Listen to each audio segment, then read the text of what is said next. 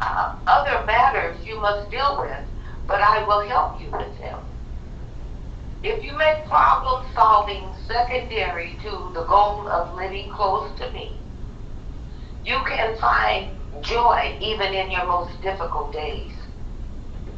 That word can be found in Chronicles 16, verse 16 to 27.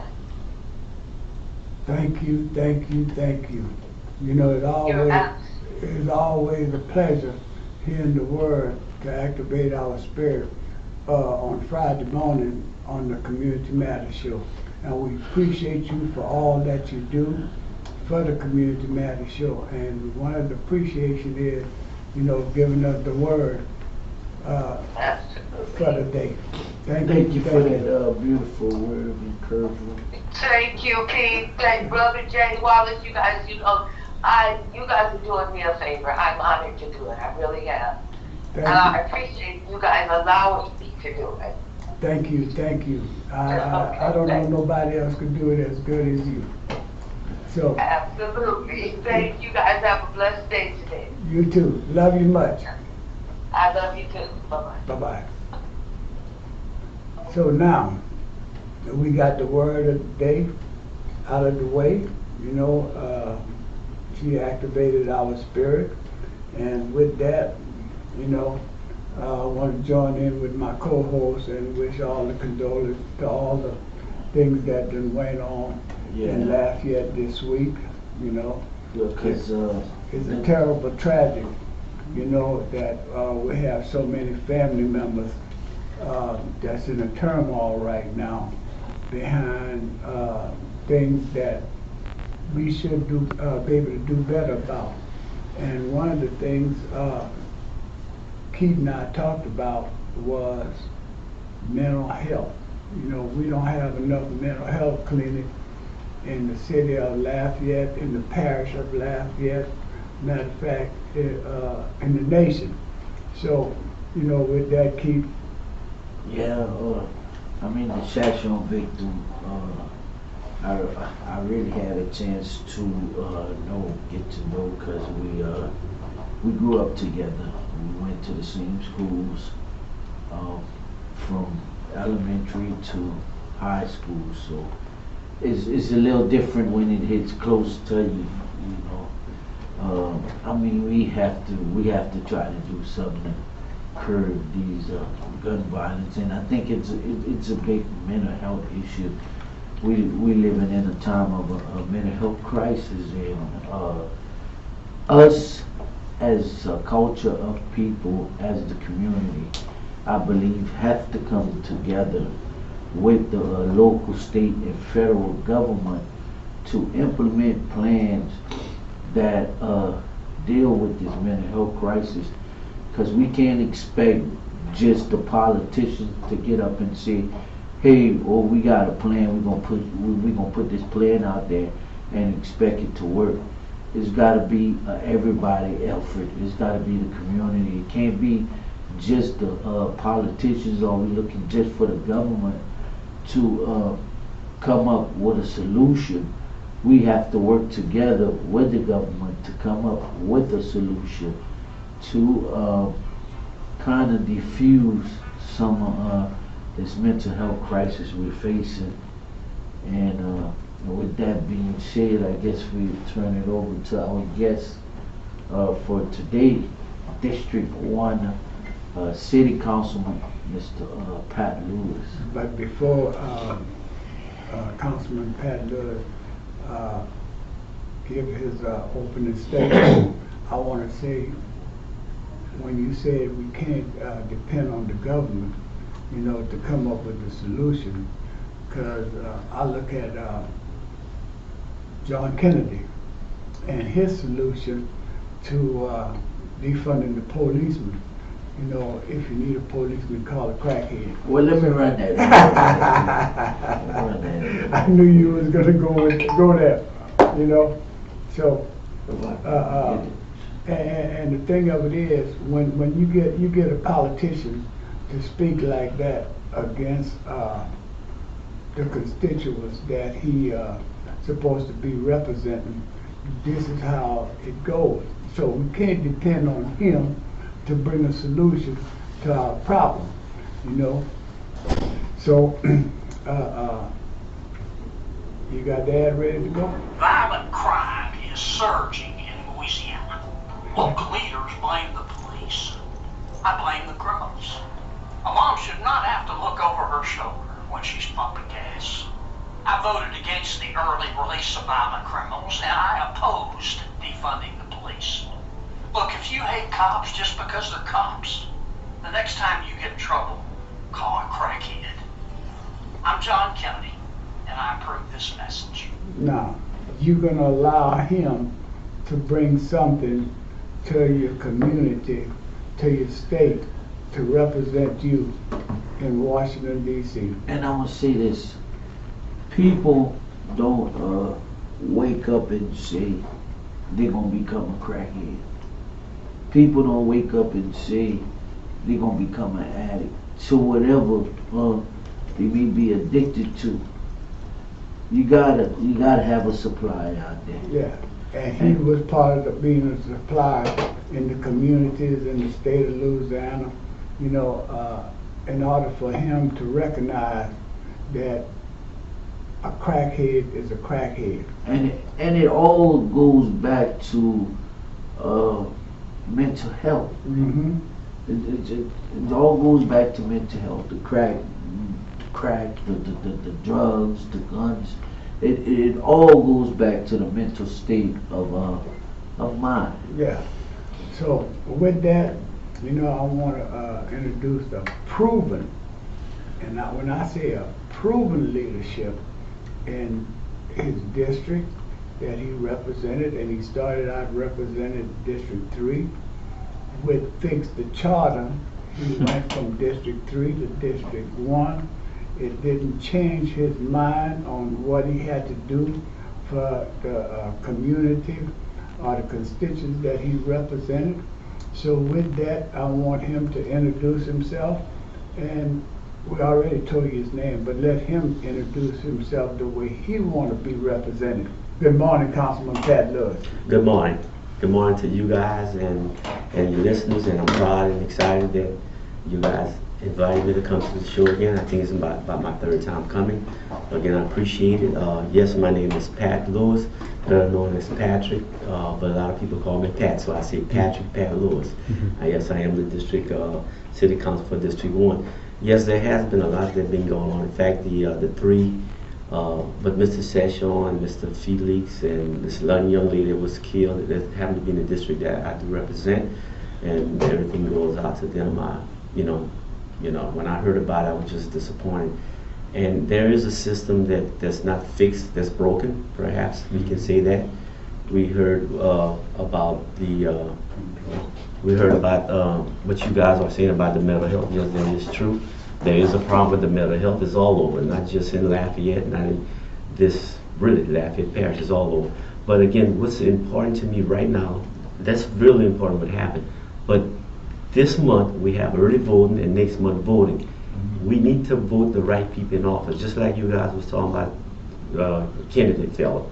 You don't want that in office, so we need to go out there and vote. I remember when I first was campaigning, people was telling me that my vote don't count. Mm-hmm. Your vote does count. And I want the listeners out there to hear that you really need to go out there and vote. That's the only way we can make things change. We talk about we have a problem with mental health. We talk about gun violence. Without the right people in office, we cannot fix that. Mm-hmm. Like Mr. Fox said, it's not the politician that we can come out there, but we don't have any backing. Right. We need the community to back us up, and we need the right people in office. Right now, there's a big thing that's going on about the gun violence, about eliminating these guns. I can't remember the name of these guns that these people have that's more powerful than what the policemen have. AR-15 and plus even more assault rifles and all. People in the military don't have some of these powerful weapons. So we need to have the people in the Congress, the senators, and all to make sure that we can get rid of that. Yeah. Mm-hmm. If we don't get rid of it, I heard somebody talk about a civil war. Okay, a civil war. What weapons do we have? People with color, do we have those powerful weapons? Only a handful of us, but they have them. Mm-hmm. So that so we need to make sure that we can get what they have so we can protect ourselves if this civil war comes. And I'm not saying let's do this, but we need to learn how to do what we need to do to protect ourselves. So, thank you. We sure do. The thing of it is, people is fighting against them taking the AR-15 and things like this here, but it's not about taking your gun. It's about the ammunition that you could get along with these guns. If you buy an AR-15, you shouldn't be allowed to have no more than a clip. Not 5 and 6 clips, full of ammunition to go out and shoot up people in a school, in a hotel, at a concert. All these things been happening. They taking these guns to even pre-start school and things like this here and killing kids. That is so wrong. And the NRA gonna fight you about that. Nobody wants to take your gun. All they trying to do is get rid of the assault weapon that could do a whole lot of damage in 15 minutes or less. Those are the kind of things that we want. But now, we talked about early voting, and everybody could see the sign in the back of us. Early vote, every vote count. Thank the Councilman Pat Lewis. He did manage to get early voting at the King Center on Coral Street. You don't have to worry about parking. You don't have to worry about getting on an elevator or anything like this here. All you got to do is park on the parking lot, go inside the building, present your ID, and you can early vote. It's no more absentee voting. Absentee voting was the worst thing that ever happened, because now we have early voting. You don't have to have a reason to early vote. All you have to do is have a reason, to get up and go and vote. And the reason is, let's vote in record numbers, and that way we know our vote do count. And with that, Councilman, y'all been having a lot of turmoil with their our mayor president. You guys wanted to order the things that he was doing while he was in office, and he didn't want you guys to do that because he said y'all gonna spend $100,000. That $100,000 is like $10 that y'all asking for, to compare to the millions that the city is being sued for his, far as I'm concerned, stupidities in the things that he's doing. And yes, I'm saying it.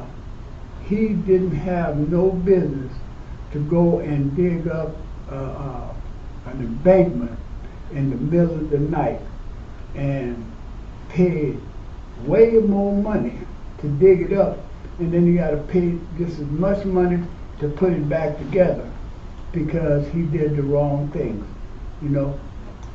So those are the kind of things that, as far as I'm concerned, I'm more concerned about the money that he's spending, the million that he's spending. It seems like he's trying to break the city. I don't understand that, and I think you could explain that a little bit better, because you there, you know what's going on. Before we go to that, we know all over the city there's been talk about the ARPA funds, where it's going, where it's went, what's spent, how much is left. And I see that they have a town hall coming out October 10th. Can you tell us a little bit what the town hall will be about? Well, I wish I could. I'm surprised. I saw yesterday on my email that they're having a town hall meeting tomorrow. That, again, it's not the city councilman that's putting it as the administration. Oh, doing it. okay. Yeah, so we're not doing it. I just heard about it yesterday. So again, that's the administration want people to know from what I was reading yesterday about how the money can be spent, what has been spent, and about ARPA, if anyone wants to know about it. So I'm gonna probably go to me because I want to know myself. If anyone wanna attend the meeting, it's Monday, October 10th, starts at 5:30. Really, we'll be talking about the ARPA funding. I know everybody was talking about it out there. Yeah. Well, I had a meeting myself and Mr. Councilman of Law, who represents District 5. We had a meeting, I think it was last year, or when the ARPA funding first came out. We had a town hall meeting at the Clifton Chenier Center, and I believe you guys were there. Yeah. You know, so that I could tell you about that because we Mhm. put this. But again, this particular meeting is by the administrator. They are the one that's doing it, so I don't know really what they have going on. I don't know that, you know, I'm just like everyone else. Yeah, yeah. So, you know, but, you know, I'm sort of like a person that's involved in all kind of radio programs, TV programs to help educate myself. And I listen to him on a certain station on Thursday, you know, and the things that he be saying as a mayor, you know, is like a joke to him, you know. And I don't want to keep bringing up his past, but he's the one that brought his alcoholism up. Now, how do we know he's not still drinking and making some of these decisions that he's making for the city of Lafayette? You know, I don't care what he say, you know, he got security around him, you could say 24/7. Who is paying for that security? Is he paying for it out of his pocket? But yet and all, he's gonna try to deny you guys from getting an order to order the things that y'all wanna know about. I don't think that's fair with him.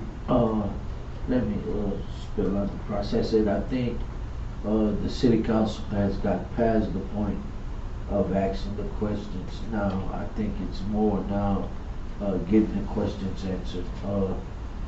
Whether he deny or approve of it and don't approve of it, he has no say so.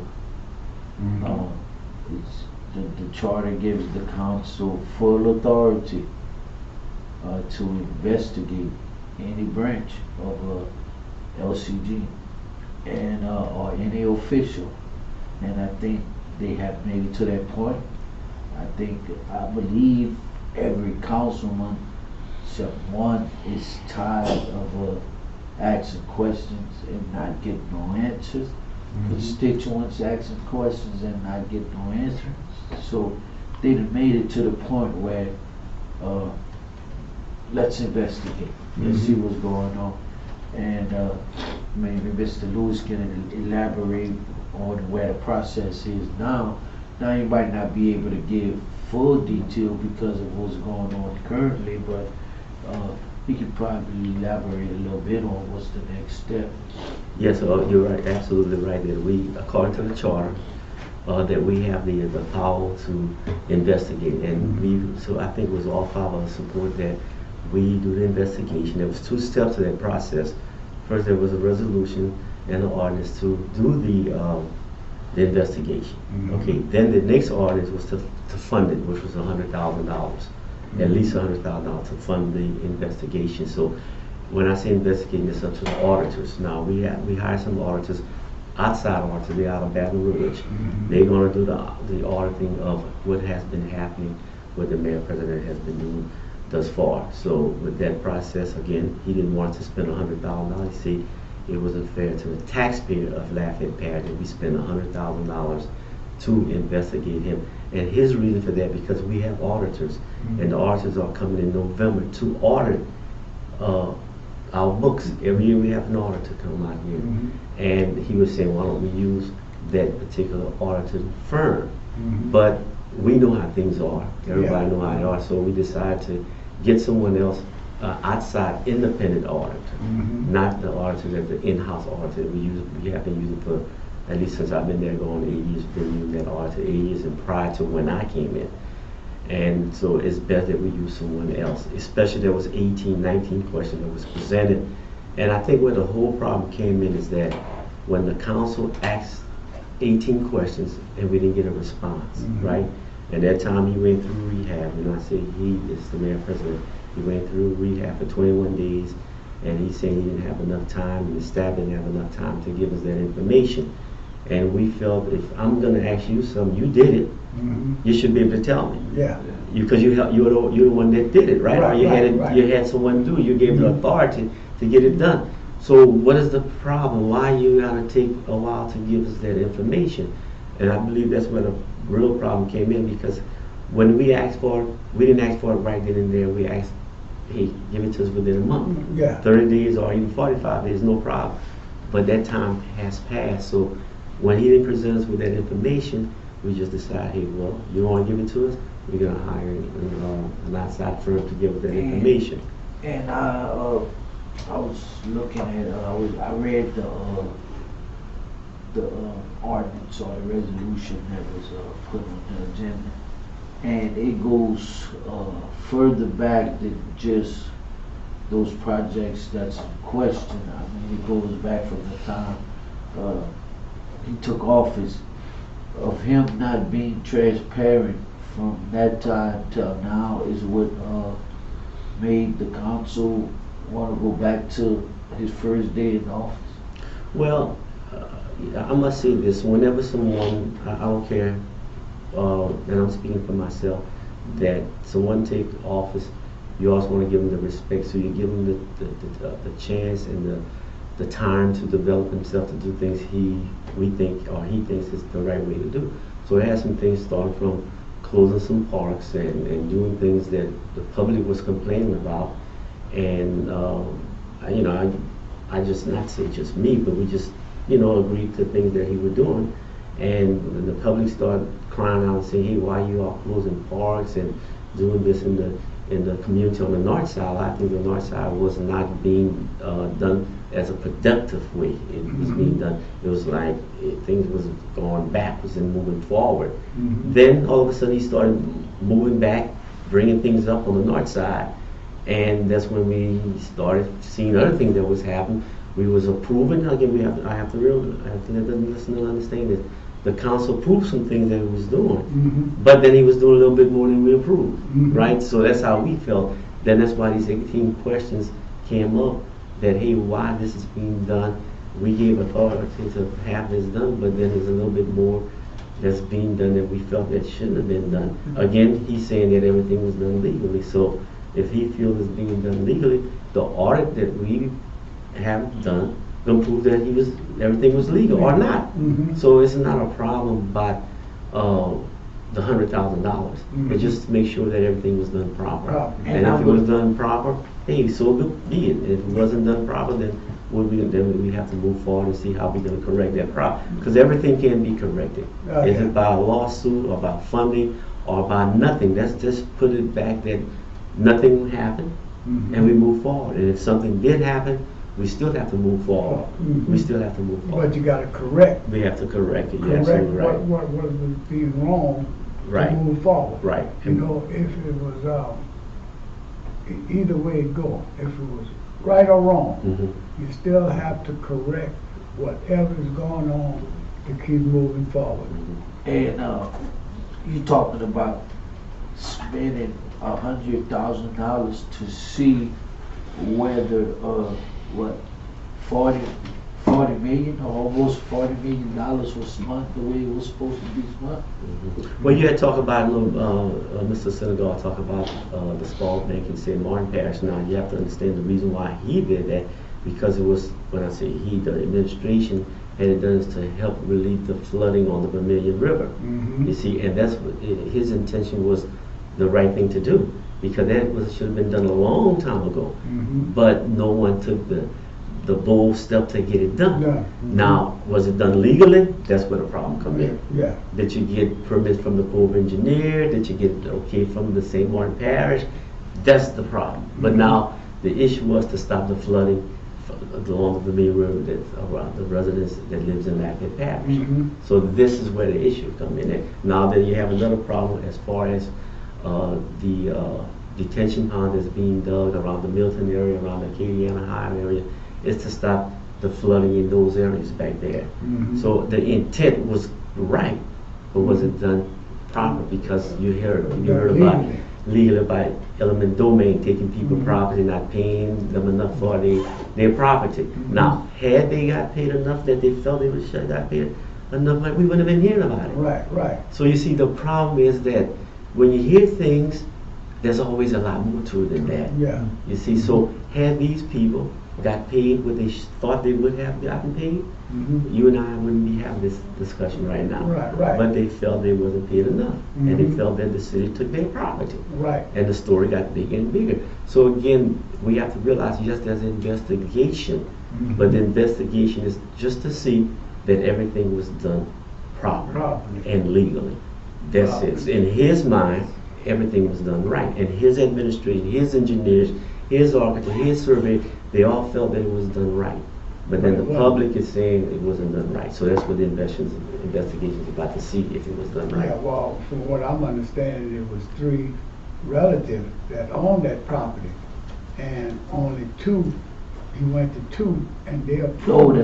that's two different. That's 2 different projects. You talking about the Milton?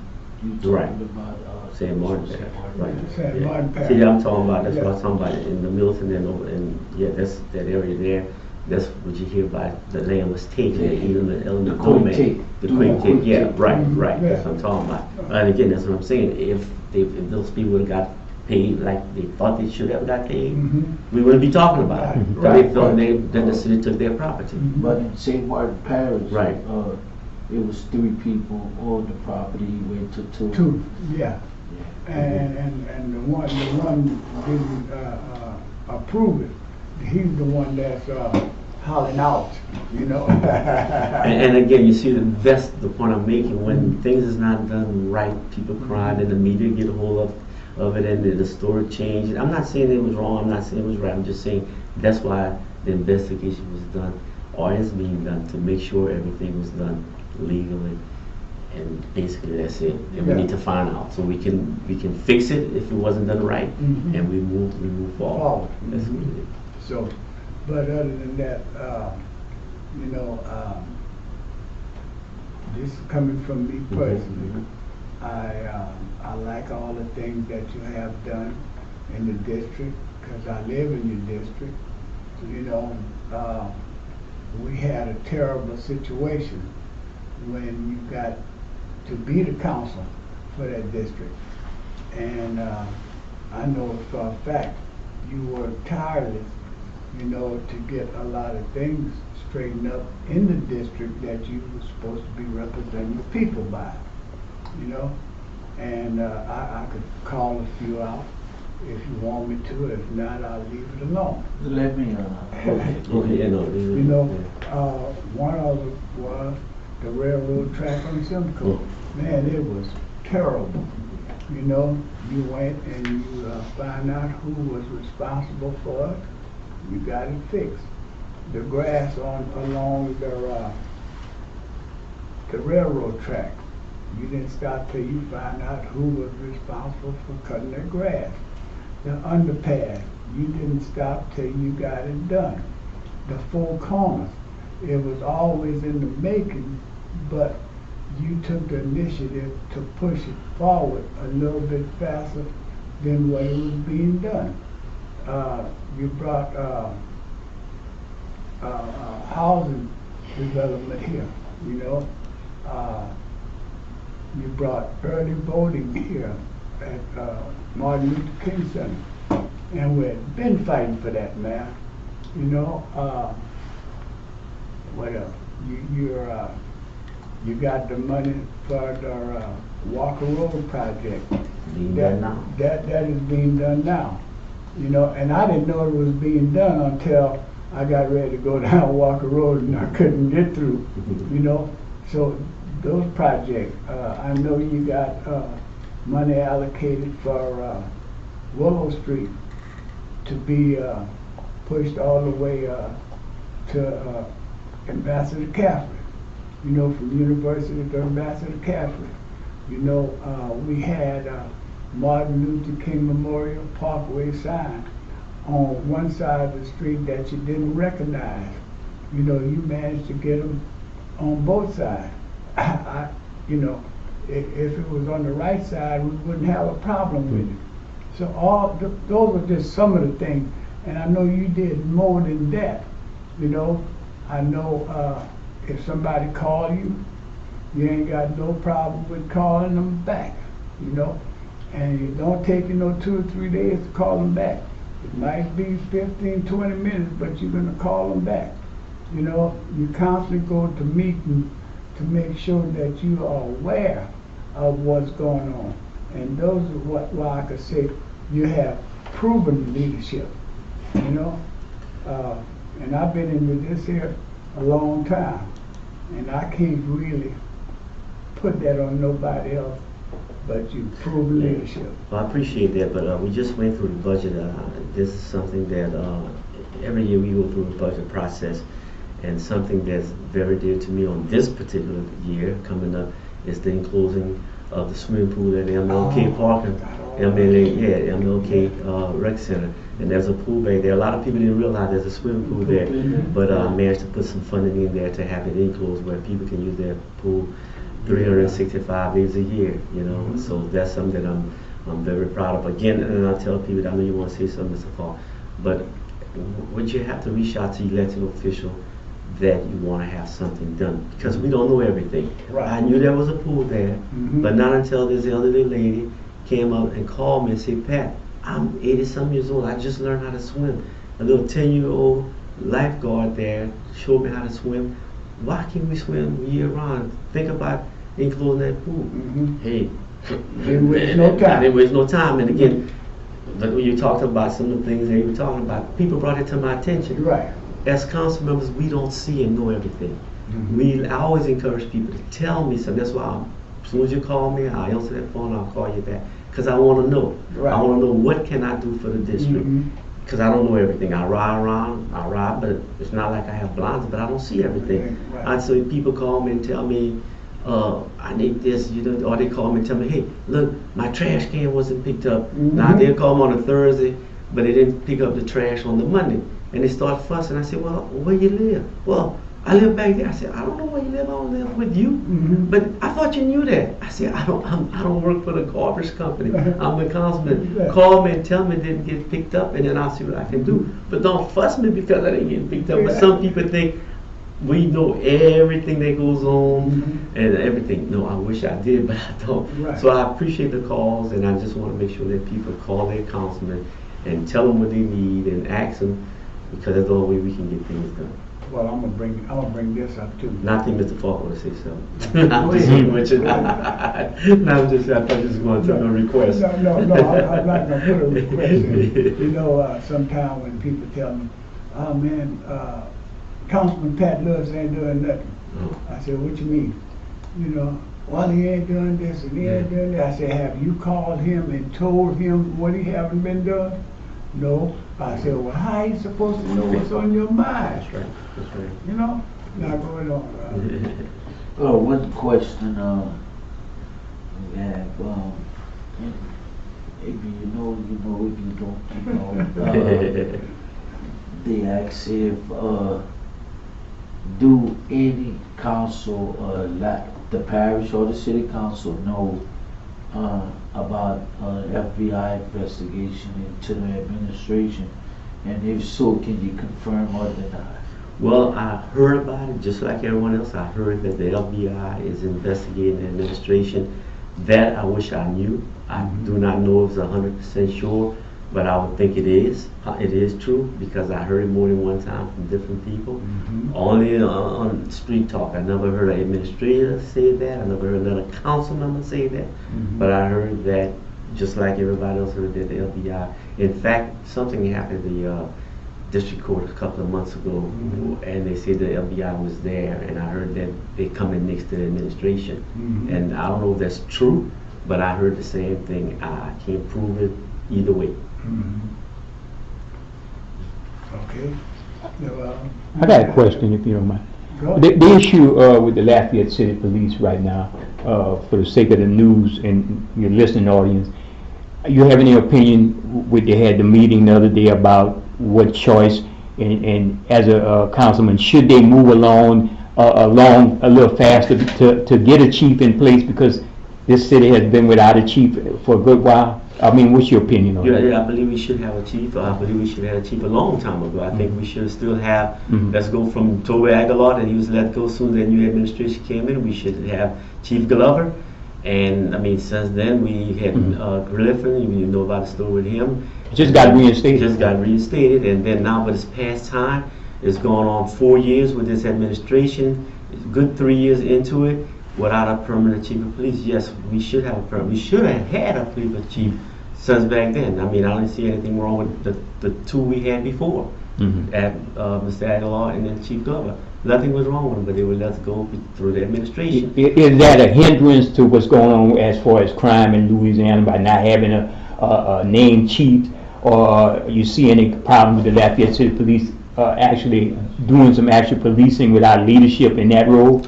Well, I can't say 100% that is the problem, because we were talking about earlier again about the metal problem. This gentleman here, if you go back and look, he's been having problems since I think 2009 for aggravated this or attempted murder, this and that.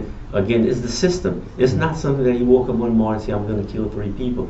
This gentleman been having a criminal record since 2009, maybe 2007. So you can't, I would not say it's because of the lack of leadership. It's because this person been given problem. Now, things that's happening now, like I think this gentleman was shot a couple of days ago by UL. But we do have a temporary person in place now. He's doing a pretty good job. And the police system that we have majors and captains that are doing a good job. But again, we still need someone on top to make the final decision. So yes, we do need a chief of police. And in fact, I will be on the interviewing panel starting next week. A few council members are interviewing, just like the public will be interviewing as well, to get the right person in office, and hopefully this time this person stay in longer than the 8 months. I say we should have our own elected chief. We should elect the chief that we would like to see elected to run the city of Lafayette. Well, if I can piggyback on that, that would be the answer right there, what Mr. Senegal is saying. Again, if you remember what I said earlier, you need to let the council members know something, because we don't know everything. Mr. Senegal brought it to my attention a few years back, and him and I, I told him I don't think so. Then after thinking, he's right. We need our elected chief of police. All the other municipalities have elected chief of police. This month in October, there's an election going on for the municipalities in Lafayette Parish, and which you're electing their mayor, their council, and their chief of police. This year, Carriacou, Youngville, Scott, Dusto, and Broussard And elected Lafayette ain't gonna have nothing to do with it. and Lafayette has nothing to do with it. And then the following year, Lafayette having their election, only the city of Lafayette, for their councilman and the mayor president. That's it. But the other municipalities can participate in. But we do not have an elected chief of police on the ballot. And we need it. That way we wouldn't have that problem that you asked me a few minutes ago. We would have elected chief of police that is elected by the people, and if the people feel he's not or she's not doing the right job, when it's time for election again, we don't vote him back in. Right. And that's not a chief of police that's appointed. That's not the way to go. Not appointed chief. I want to go back to what you were saying about mental health. Your thoughts? Do you believe there should be a mental health center or a mental health counseling program in every neighborhood across the city, state, country? Let me make sure, man. We do have mental health. It's not in a neighborhood, but you do have the mental health on Dulles Street. It's run by General Hospital, it used to be run by the state, but when you had that, that's what I said earlier about it, is who you elect. Jindal got rid of all state facilities. You see, so General Hospital took over. He believed, Jindal believed privatizing. So we had a mental health strictly for the state. So General Hospital is operating a mental health on Dudley Street, and you do have some facility on University. There's another psychic place over there. You do have, but not per se in a neighborhood like in Monroe, as in your park. Let me clarify the question for you. Some type of facility in each neighborhood that when somebody might be going through a break at that time, they can just go there and get that, the help they need. And I know why I keep bringing that up, because there's a discussion nationwide about that, because of all the problems we having in them communities. There's a discussion to have more neighborhood facilities to deal with the people on the level they could deal with, and that's what I think that's where you're picking up from. Because I'm seeing it all over the news. I would agree with that. The reason why I would agree with that really because in almost every neighborhood, really and truly, there are social workers, right? But they work somewhere else. So you can have a facility that you have a social worker that live in that neighborhood and can have, like we have in Macomb, a community center, right? And at that community center, this person can go, not say every day, but at least go at least a couple of days a week. You see that in a community center. So I understand what you're saying. You have a park, you have a school, you have a lot of facilities in each neighborhood that perhaps a school, for instance, they have social workers at school. Correct. And instead of opening it up just for the school kids, open it up to the public even at a certain time of the day, like from 6 till 8, for someone when they're having problems to go and talk. And you're right, I understand And what you're saying. would you support funding for that? Well, yes, the funding has to come somewhere, and we fund everything else. Yeah. Why can't we fund that? That's a need, and what you are saying, that's exactly right. Again, I would agree in funding it because we fund everything. We fund $500,000 for the kitchen dog. Well, we fund that, so we fund that's $500,000. And we do a lot of funding for different things. So why not fund that can help people to keep going in the right direction instead of going the wrong direction? Switching back to the LCG. College is still open, Mike. Yeah, if you want to get in touch with us, it's 337-347-7236, 7236. Get you in touch with us. But going back to LCG, now this been a talking topic for the past 2 days, and I kind of listen and see what questions they have to ask. Now, we all know the mayor president was reprimanded from UL and barred from teaching before he was elected. Then the day after he was elected, he was allowed to go back and teach there. And it maybe runs afoul of the charter, and his personal the public police officers or his security staff, and it's a private job, so a lot of people is asking, do our elected officials on the city and parish council have a problem with using taxpayers' resources to secure the mayor president for doing things at a private entity? Let me make sure I understand your question. Because he was teaching at UL, that's part of your question? Yeah, he was teaching at UL. Yeah, and other things he have done as far as I think he were still practicing law and he was supposed to get up.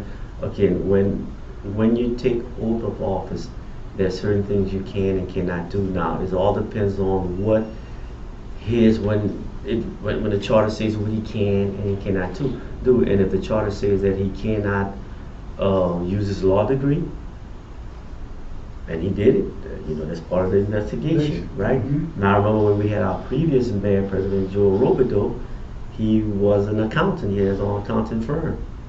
Did he give that up? He had a firm, remember now, he had a firm. Mhm. Did he give it up? But he didn't do it, he worked full-time as mayor president of the city of Lafayette. Mhm. But he still had the firm, okay? The same thing like Josh Guillory, he had a firm. Did he give it up? Now he wasn't supposed to actually do law, go to trial and what have you. So, Going back to what you just said about the previous mayor presidents from Walter Como time. Oh yeah. All the mayor presidents we had in the previous, from what the records show, they have either retired from the jobs they had before taking office, or gave up the jobs they had before taking office. Joey Darrell had a patch shop, he sold it. Yeah. Right. Joe Robideau retired from Intercom, Mhm. and Josh claimed to give up his law firm. He wasn't practicing anymore, he said. And When he went into business. yeah, right then. And back to this question, is dealing with more the police department, his personal, his security, public officers being his personal security while out doing private things. The questions that's been asked, do our local elected officials have a problem with the mayor president using tax-funded resources for personal Security. things? Well, I can't answer for the other council members because the question was, do the elected officials? I can't answer for them, but I can answer for myself.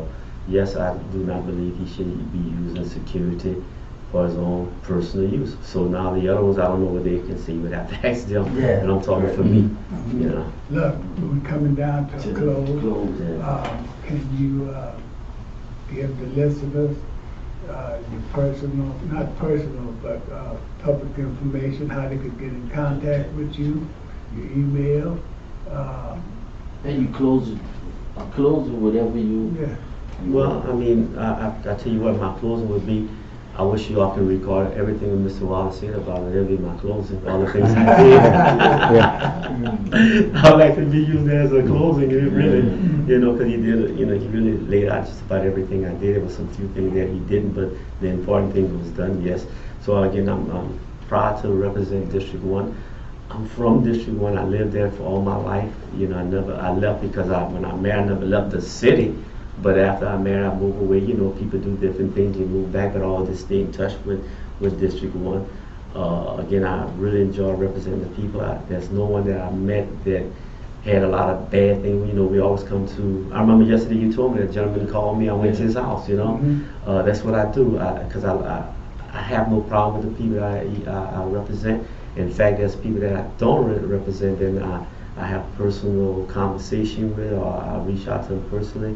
So again, I enjoy what I do. I really love what I do. But you can contact me through email, and that's Patrick Lewis, Lewis, at LafayetteLA.gov, or my cell number. I give out my cell because I want to make sure you contact me. 337-258-0966. That's the best way to reach me. I can give you my office number, but you have to call the secretary, then they'll end up emailing me, and it's best you just call me. But the office number is 337-291-8800. You can reach me to there, or 337-291-8815. That's my personal secretary there. But call me on my cell, 258-0966. 258-0966. Thank you. The last question I have are, they planning on putting the district back the way it was, partially, full, back in District 3? You know, I know it might not never go back to District 3, but you had a geographic area. Right, yeah. When you first Yeah. got in, are they planning on doing anything to bring that back? Well, we did redistricting this year, and it's finalized. We just have to, we all voted on, all council members voted on it, unless something come up that we don't know about, but it's pretty much finalized. There's a few areas that I will not be representing. That's from, I was representing on the, so they had fixed the charter, which, you know, again, my district boundaries changed 100%, you could pretty much say. But I went all the way as far as you can go before you get to Scott. That's once you cross Ambassador, then you go to the West Gate on the Dulles. So I'm going to stay on the east side of Dulles. I'm not going to represent the west side of Dulles anymore. Okay. And then when it comes to Cameron Street, I'm going to be representing until St. John Street, you know. But I'm not going to have all District 3 that I had before. But I'm gaining about 800 more people again. Okay. You know. Well, folks, time is winding down. Thank you for listening, and thank you for allowing us into your eyes, into your heart, into your ears, into your home. Thank you for tuning in. We got to thank Councilman Lewis for coming in and doing an amazing interview. Though, man, he answers those questions well, straightforward, and he's to the point. Yeah. The views and opinions we just reflected does not affect the views and opinions of Lafayette Consolidated Government, Cox Communications, Acadiana Open Channel, LUS Fiber, Digital Soul Media. Solely reflects the views and opinions of the guests, the director, and the hosts. Thank you. Thank y'all. Have a great weekend. Huh?